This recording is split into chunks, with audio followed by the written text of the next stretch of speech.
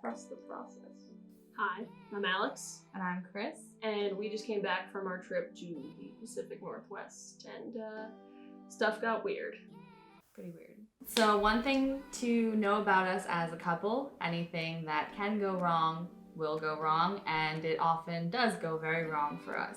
So Alex and I planned our trip to Seattle months ago, and the one thing that she stressed that she wanted to do was go to a national park. But we decided Mount Rainier, if she was gonna be out, we were gonna see her. We gonna climb that girl.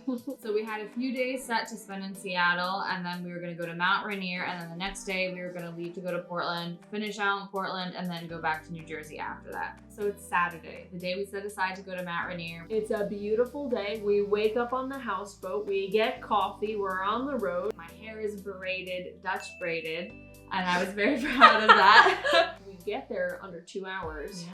So we're pulling off to take pictures here and there, and then we continue to pull off because there's so many overlooks. There's trees, there's mountains, there's rivers, there's snow that you can see at the top. I just want to document all of it.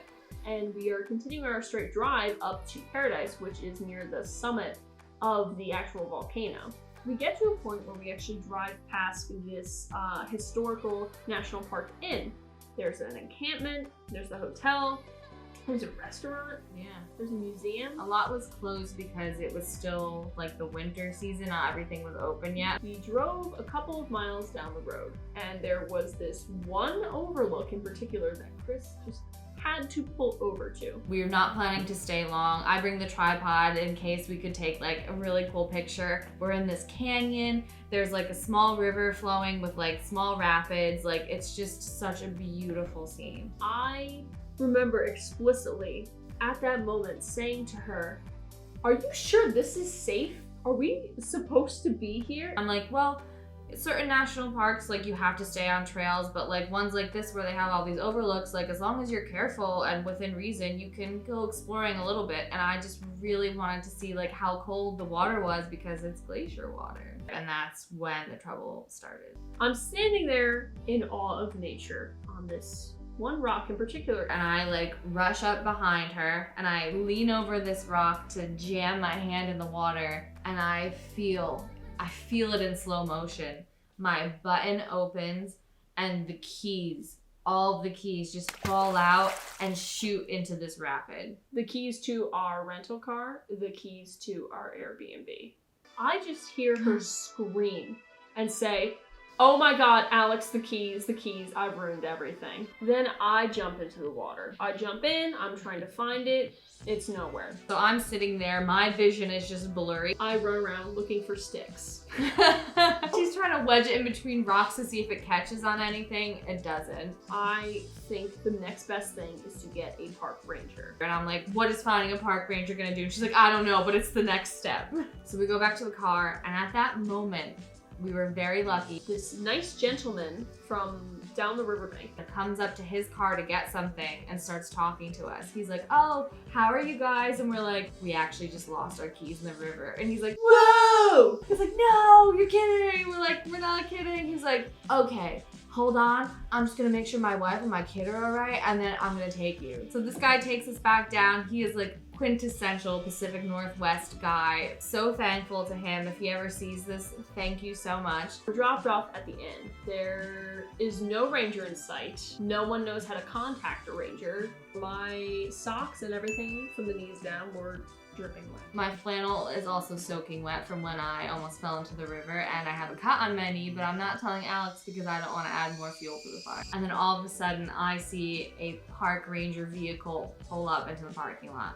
Apparently, he was there because someone's girlfriend had called looking for her boyfriend in the national park, thought he was dead, hadn't heard from him all day, and so she contacted the national park to have someone try to find him and tell him to call her. I hope he did, actually. I hope. Well, he had no service like we did. So I'm sure you didn't call his girlfriend. So the park ranger initially suggests we call the rental car company, to which we explained we don't Have the number. Yeah. And so he suggests looking up the number, and we explain we don't have service. We ask if there's anywhere in the park that he knows would have Wi-Fi or a computer or reception, and there's none. So there's a landline in the museum that's otherwise closed for the season. He gets our rental car company number and I get on the phone and try to talk with them. I get into contact with the first person. First of all, she thinks that we're at Mount 𝕊𝕠𝕦𝕒𝕝. We're not. Different volcano. So she tells me that the closest branch of the rental car company is about 52 miles away. She also further explains to me that because this car is not originally from Washington State, they don't have immediate keys, so we would have to get a tow to a dealership to get the keys for this car. She tells me that we're working against time and that the one place in particular is going to close within the hour, so she said she was going to call me back after I gave her the number.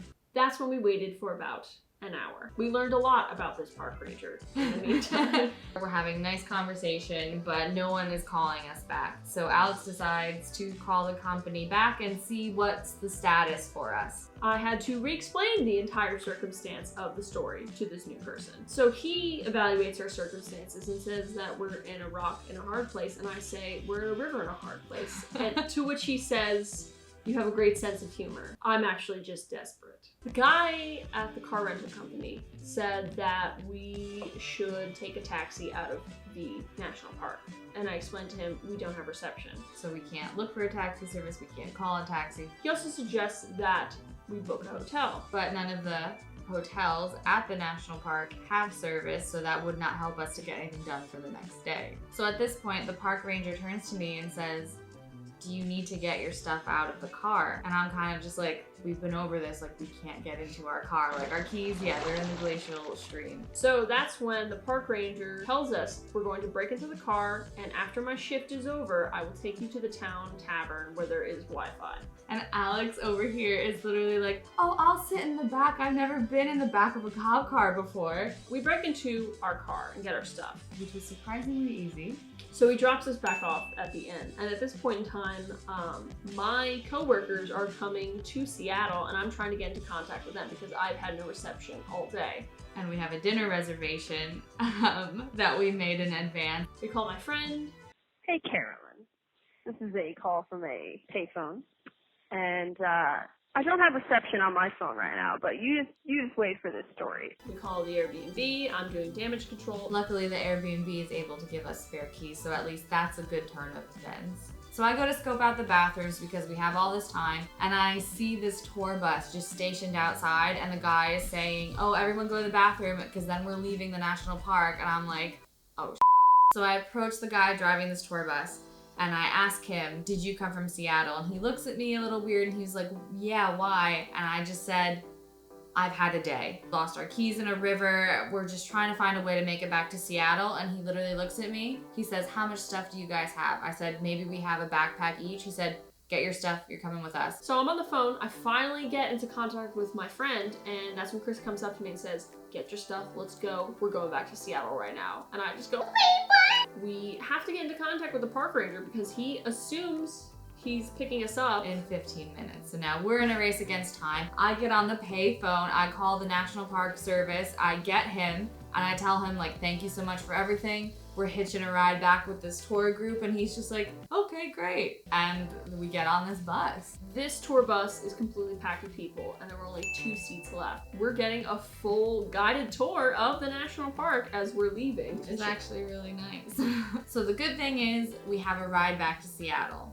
The thing we have to figure out is what to do about our rental car to get us to Portland the next day. So we get dropped off at a hotel that is immediately across the street from the Seattle airport. They drop us off, they wish us well, and we walk to the airport. We're waiting for the shuttle that's going to take us to the rental car company. Back at square one. We take the shuttle over. We get to the rental car company. The manager comes over. We're recounting the entire story, and she just makes quite a few phone calls. At one point during this conversation, she hands us the phone, and we're trying to explain to a woman where our car is. It turns out they thought we were stranded in Virginia, which is not Washington State, and she did not understand that we did not have an address for the rental car because we were lost in a national park. She gets off all the phones. She tells us, "Go downstairs. You're gonna get a compact car. she starts bawling immediately. We got one. I couldn't contain it. I thought we were gonna have to rearrange our whole trip, that we weren't gonna get to Portland the next day. I didn't know what we were gonna do, so I was just so happy in that moment to have another car. Car number 2. And we were off back to Seattle, where we actually made our dinner reservation and had dinner with my coworker. That was the point at which we decided that on the way to Portland, we were going to go back to the national park. Some of you may think that that is pushing fate, but we really just didn't want to leave Mount Rainier on a bad note. We didn't want it to be that trip that was always a bad memory for us. We wanted to get to the top. We wanted to see the rest of it, so we really wanted to go back. Round 2. So the next morning, we pack up our little compact car, we leave our Airbnb, and we make the same drive we took the first day to Mount Rainier. And it was still just so beautiful. We still had the same ticket that allowed us access the first day, and because it was still good for an entire week, we got into the park for free. One thing going our way. So we're passing all of the same overlooks as the day before. Alex is the one driving. As we turn the corner, there she is. With a new car. At the same spot that everything transpired. And it looks like the old car is still there. Right here, on this rock behind us, where Chris dropped the keys out of her front pocket. One takeaway for us from this whole experience was just the day and age we live in now, when you don't have access to the internet and you don't have reception, you don't know what to do. New life lesson for Alex, start bringing cash with you, or maybe coins, so you can use and access a payphone. You think of going into a city and keeping your belongings close to you? Do the same when you're out in nature. Especially invest in a jacket or pants that have good pockets, because otherwise your keys will get sucked down the rapids in a glacial stream. And you don't want that. No. Also note that park rangers are your resources. It might take a little while, but they will find a way to help you, and they are more knowledgeable than you are of these parks that you're visiting. Plus, they can break into your car. Plus, sometimes, yeah, they can break into your car if it needs to happen. So don't be afraid to visit a national park, because literally these things only happen to us. It won't happen to you. Definitely not. It'll just happen to us. Yeah. We hope nothing but the best of luck for you.